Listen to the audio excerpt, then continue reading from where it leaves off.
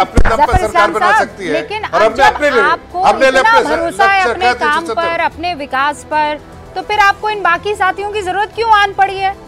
अलग अलग जगह पर जाकर इन तमाम पार्टियों के साथ गठबंधन क्यों कर रहे हैं? मैं जवाब देता हूं। क्यों परिवार आप बढ़ा रहे? जवाब दीजिएगा। मैं दोनों को 30 सेकंड दूंगी, मैं दोनों को 30 सेकंड दूंगी। तहसीन पूनावाला और हमारे साथ आरएलडी के प्रवक्ता रोहित अग्रवाल जी भी जुड़ चुके हैं। रोहित जी, आप तो कभी डाल, कभी पात, कभी इधर कभी उधर, ये दोनों आपको इस्तेमाल कर रहे हैं कि आप इन दोनों को इस्तेमाल कर रहे हैं?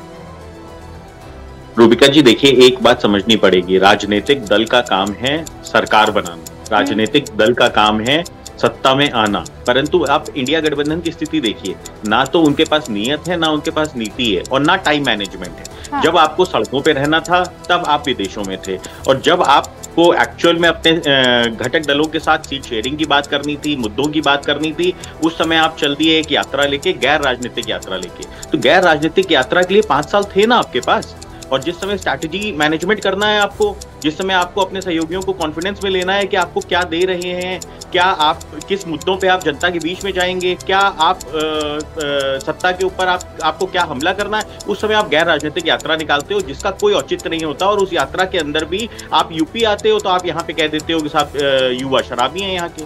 हाँ। तो ऐसी स्थिति में आपके साथ कौन जुड़ा रहना चाहेगा? हर व्यक्ति तो आपके साथ डिस्ट्रेस में है। तो आपको ये समझना पड़ेगा कि आप चाहते क्या हो। आप कोई बंधुआ मजदूर थोड़ी ना है, हम जनता की सेवा करने के लिए आए हैं। हम बंधुआ मजदूर नहीं है, जनता की सेवा करने आए हैं। तहसीन पूनावाला, चाहते क्या हो? नमस्कार रूबिका जी, अव्वल तो आपको, सभी आपके दर्शकों, सभी फेलो पैनलिस्ट को महाशिवरात्रि की ढेर सारी शुभकामनाएं। 2 चीज, मैं अभी Rohit day also and happy women's day, और you are an example of women empowerment. 2 चीज मैं कहना चाहता हूँ कि देखिए, अभी रोहित भाई ने कहा कि क्या चाहते हो, क्या नहीं चाहते हो, किस तरह से इन्होंने गठबंधन छोड़ दिया। मैं एक सेंटेंस कोट कर रहा हूं, आप मुझे बता दीजिए किसका है। एनडीए में जाने का कोई सवाल ही नहीं आता। जिस तरह से मोदी जी और अमित शाह जी अपने साथियों को जिस तरह से व्यवहार करते, इसके बाद कोई चारा ही नहीं है। ये माननीय जयंत चौधरी जी ने 2023 अगस्त में कहा था, जो भी वजह रहेगी वो गए होंगे सरकार में आने के लिए, किसी के लिए आप जाओ, फिर आप कह दो कि बाकी सब वीक है। तो क्या अगस्त में पता नहीं था जयंत जी को? दूसरी चीज, कांग्रेस कमजोर है, विपक्ष कमजोर है। आज का सबसे बड़ा मुद्दा है कि एक सिटिंग हाईकोर्ट जज से सारे फैसले विपक्ष के खिलाफ किया, सारे फैसले, हर फैसले, वो कहता है, आज कहता है कि मुझसे भाजपा संपर्क में थी और इसलिए मैंने जुडिशरी छोड़ के पॉलिटिक्स ज्वाइन की। फिर आप पूछते हो कि ऑपोजिशन वीक क्यों है? मैं बहुत डिबेट करता हूँ, और आप मुझे हमेशा मौका देती है, लेकिन 85-90% सवाल विपक्ष से पूछा जाता है। तो फिर सरकार से सवाल कौन पूछेगा?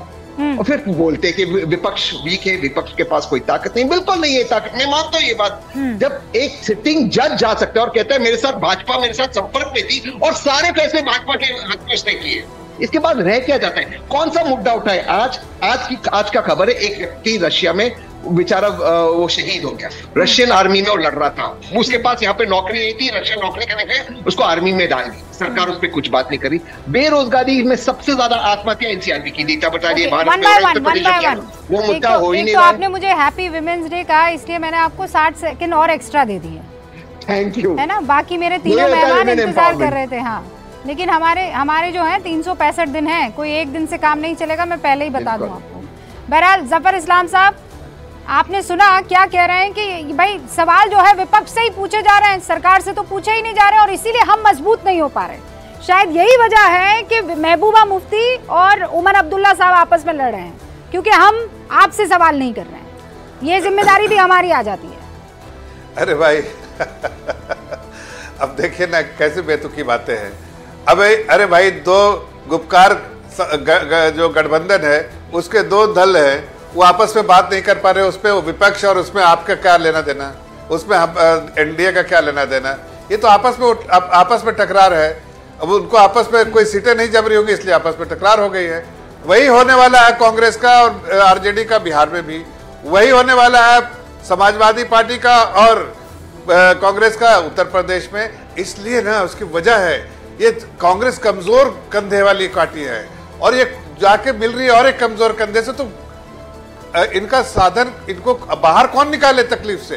दोनों तो कंधे कमजोर हैं इनके। इसलिए भारतीय जनता पार्टी के परिप्रेक्ष्य में देखिए तो भारतीय जनता पार्टी, आप कह रहे थे ना, हम अपने दल को पूरे तौर से, मुकम्मल तौर से जीत की तरफ ले जाते हैं, जीत दर्ज करते हैं, खुद सक्षम होते हैं सरकार बनाने के, लेकिन गठबंधन धर्म पूरे तौर से निभाते हैं। अच्छा। गठबंधन दल के अपने घटक दल के सभी लोगों को साथ लेके चलते हैं। जब सरकार हम जो लाइक माइंडेड लोग हैं, जो लोगों की सेवा, चुनाव आते आते आपको गठबंधन धर्म याद आ जाता है। हाँ, और जब 5 साल 9 साल आप सरकार चला रहे थे, जब गठबंधन के साथी टूट रहे थे, तब आपको गठबंधन का ये उसूल याद नहीं है? रूबिका जी, मैं आपको चैलेंज करता हूँ, आपके टीवी पे बताइए कि हमने गठबंधन धर्म कब नहीं निभाया, किसकी का हाथ छोड़ा हमने? कभी नहीं छोड़ा। अरे सर, आप हाथ पकड़े कि सामने वाला हाथ छोड़े, बात एक ही होता है ना। आप ये मत कहिए आपके एनडीए से छूट के लोग नहीं निकले। नहीं, ऐसी बात नहीं, ये मत कहिए आप। अच्छा, मैं तो हाथ पकड़े हुआ था, लेकिन शिरोमणि अकाली दल मुझसे छूट के चला गया। मैं तो हाथ पकड़े हुआ था, शिवसेना मुझसे हाथ छोड़कर चला गया। ऐसे थोड़ी होता है, दोनों तरफ से हाथ मजबूत पकड़ना होगा ना। उसने छोड़ा तो क्यों छोड़ा, वो गया तो क्यों गया, आपने जाने दिया तो क्यों जाने दिया?